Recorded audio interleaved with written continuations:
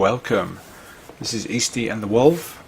I've been playing Assetto Corsa, one of the brilliant new driving games that we've been expecting. This is the McLaren MP4-12C GT3 car. It's a bit of a mouthful. It's the first entry for McLaren into a racing series since the fantastic F1 GTR car. I think everyone knows of the McLaren F1. This is their GT3 series entry, so it's very similar to the MP4-12C road car, but it will have a little bit of a weight reduction. Obviously the body is very different, and to help with weight, there'll be some modulation with the GT3 series, so the car might be a little bit slower than the road car, power output wise, but certainly not going around corner wise. Let's have a little look at this car. This is in the Assetto Corsa showroom, so you can pretty much load in any car in the collection, which there's a considerable amount so far, and you can have a really good look at the graphics and the actual detail they've gone into here. You can see the lower aerodynamic forward bumper. You've got all the carbon fibre shapes there that aid with downforce, and you can have a look at all the, I'm sure they're carbon ceramic brakes. Sorry, nice little sliding window on the race canopy. Got all the rear aero in there, the diffusers and the little towing hook.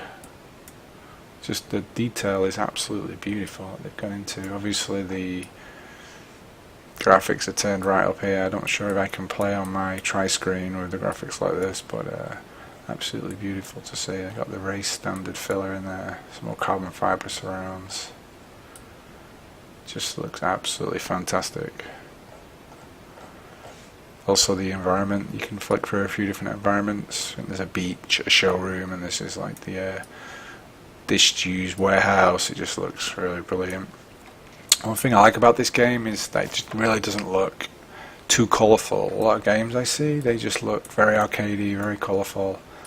This just looks a little bit dirty. You'll see when I fire the track up in a little bit that the tracks are very used. The tire marks all over the place. They're really not too shiny. They're like real race tracks. I've been on a few. I opened the doors there so you can see inside. You've got the roll cage. Obviously they strip out a lot of the interior of the car. You've got the air conditioning back here to keep the guys cool. The race seat with a 5-point harness. I think you can go inside here if we press enter.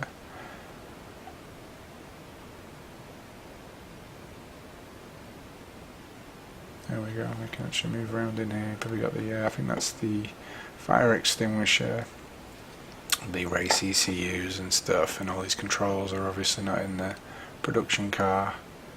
I believe also that is the Formula 1, the racing wheel from the Formula 1 racing wheel.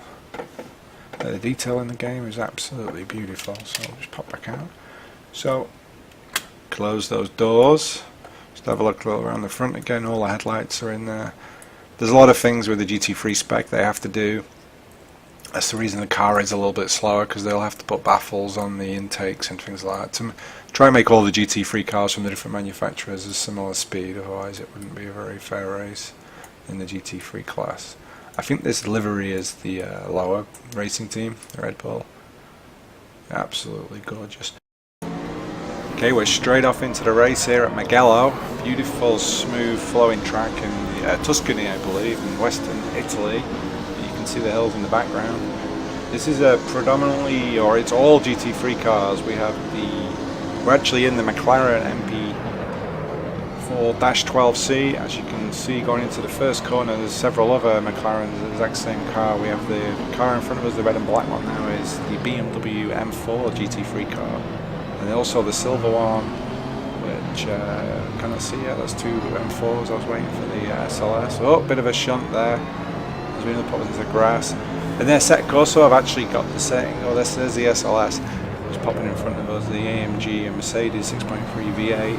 In Assetto Corsa I've actually got the opponent set really high. I think it's at like 96 or 97%. It means you get a really good opposition level, you know, and it's very difficult to come first. You have to really know the track, and you have to get a good run.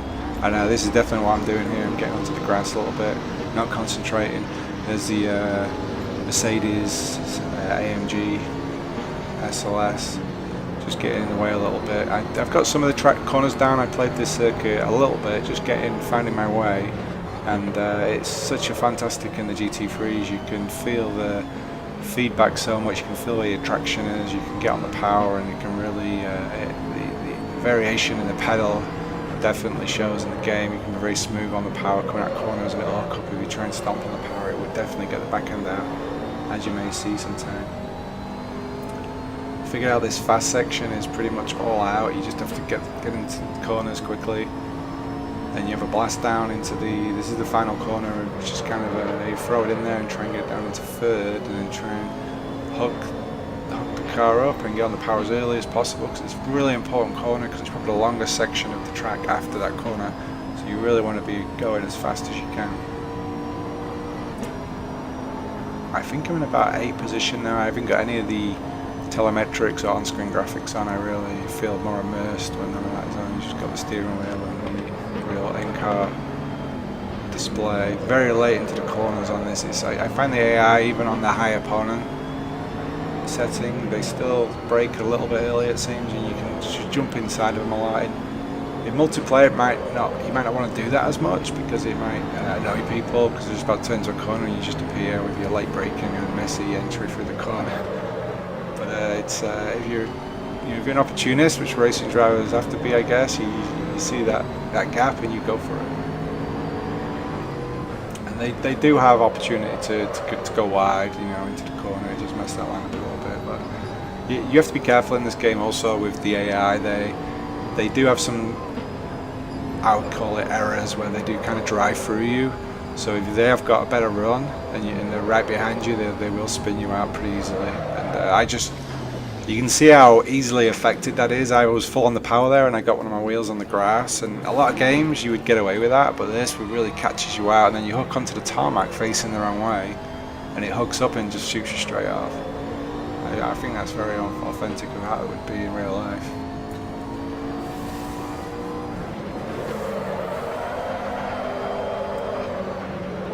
Some of these are harder tight corners. You have to treat like a double apex, and try and hit that first apex, and then really come off the power and let the finish your braking off, and then turn into the second apex and get onto the power.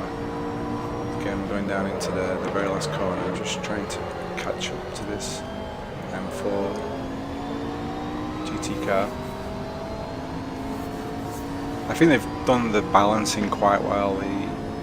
As you go down the order of cars from first place down, they're definitely, you can see where the cars, maybe 5th or 6th place, they'll brake a little bit early or not take a corner as well. See there, he braked quite early, nice shot past the inside, and threw it in a little bit hard, but definitely caught the guys in front as well.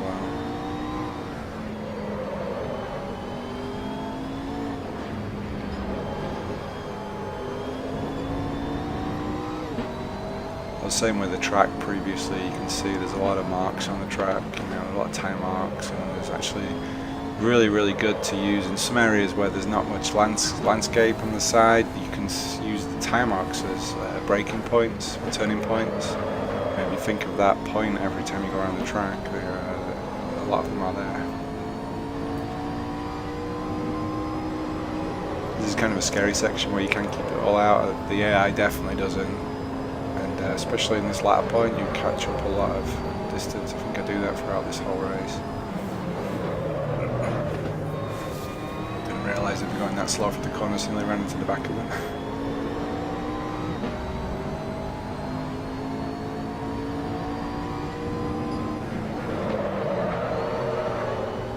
It is actually a very good game for racing the AI. You do have a fun time. Apart from the start of the race, they really struggle when the AI are at different skill levels, I guess, or the different positions. Altogether, they seem to really have issues. If you get out in front of them at the start, you have a good chance of staying in front as long as you keep your pace up. Also, if you have different classes in one race, it kind of spoils it if you get to like 8 laps or more.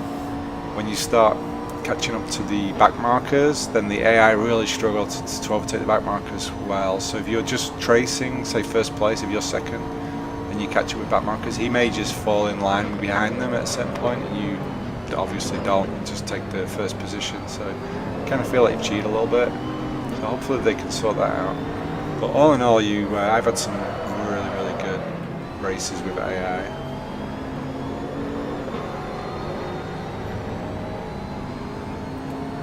There are a lot of, I think the game's only been out a month and a half or so, 6 weeks, and there are a lot of servers online. I've been on a couple. Problem is, you have to you can only race in the cars that are the servers sell for. So if you really want to do a specific car on a specific track, you may not find that. But I believe you can set your own server quite easily as well. You've got fast enough internet connection to host that.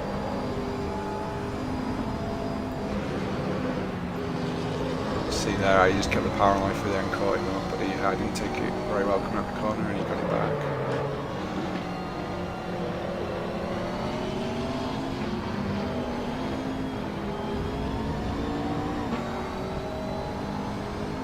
That M4 looks almost open wheel with the back end of the wheel actually cut off.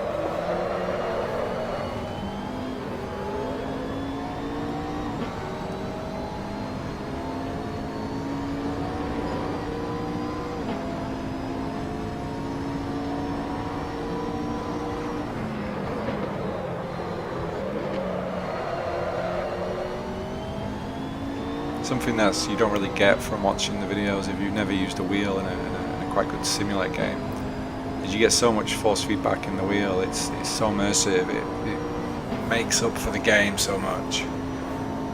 You can never go back to using a controller or a keyboard or anything like that. Apart from obviously the analog feet in input is very good with a wheel. It's the actual torque that the wheel creates, and it lets you know how much traction you've got. So when you're losing traction, the torque will get less, so you can realize, you can feel that. And also you'll feel like when it hooks up, so if the car does kind of flip from side to side, you can feel that too, and try and save yourself from crashing.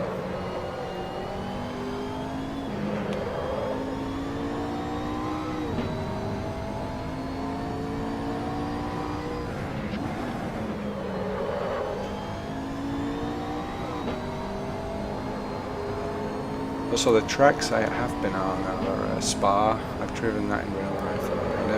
Nürburgring GP circuit. I've driven that in real life. Very familiar. It's not like I've set the FOV, the FOV, the field of view, very narrow, because this is recorded from a tri-screen, so I've got 2 more screens aside of me, and the recording is only of the middle screen. Otherwise, it would be a big borders, and it'd be a very a short video. Short as in not very tall. So that gives you a very realistic view if you have the FOV really small. It's like 46, 47 degrees, I believe. It's what you would see if your monitor was sat actually on the car and you couldn't see anything else apart from through the monitor like it was a window. So I think the overall environment of the racetrack, especially with Spa and Nürburgring, which I've been around, I'm very familiar with it. I would believe if you played this a lot and then went to those tracks, you would definitely be at an advantage. And your familiarization would be there, so you could really start attacking the track from the start. Which is one of the big problems when you go to the track for the first time. You spend a lot of money on your first several laps, so just really getting familiar with where the thing goes and the geography of the hills and the camber of the track in different places.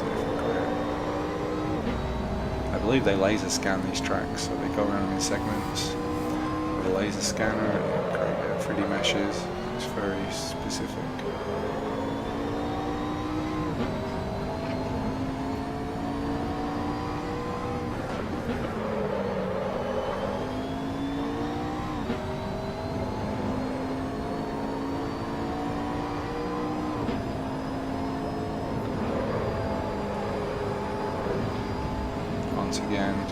power on there, and they brake quite a lot. You can see them tapping the brakes in the M4.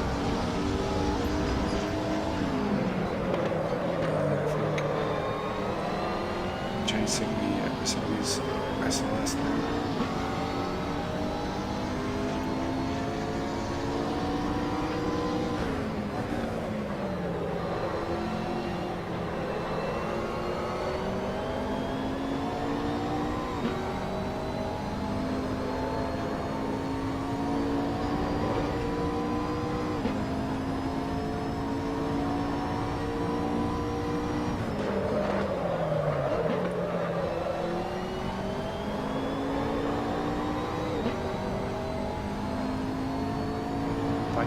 Straight once again for 2, I think it's 160 miles an hour now. The display is showing kilometers. From here it's kilometers.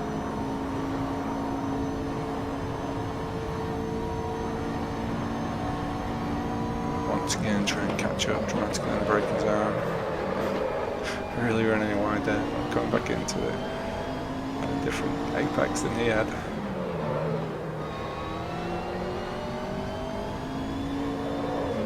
It's another M4. I sometimes struggle to see from a distance the difference between the SLS and the M4.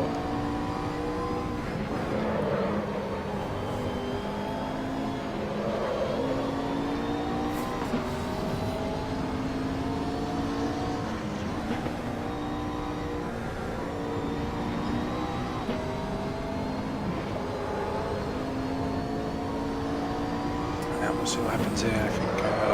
Right to brake there, so I got a little bit out of shape. But it was fun. But yeah, I definitely lost my run there. I should have really presumed he was going to brake and backed off a little and then tried to get the run for that coming out the top of the hill. I would have all the power in a place that could have overtook him. There's only really one line going through that corner.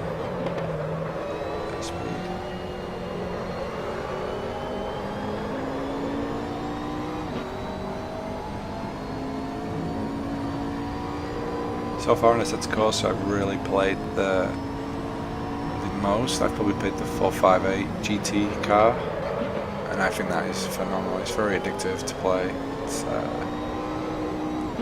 got a lot of traction, a lot of power, a lot of fun. I believe in a week or so as well they're bringing out the Dream Pack. I've already pre-ordered it. You get the Nordschleife, so you won't just have the Nürburgring GP then, you'll also have the full 13-point-something mile track of the Nordschleife, which I think most people are looking forward to, the Green Hill, and also you'll get there's some Alfa Romeos, I can't remember the number of cars, but there's also there's an old, is it 190 Mercedes, so there's going to be quite a few cars too in that.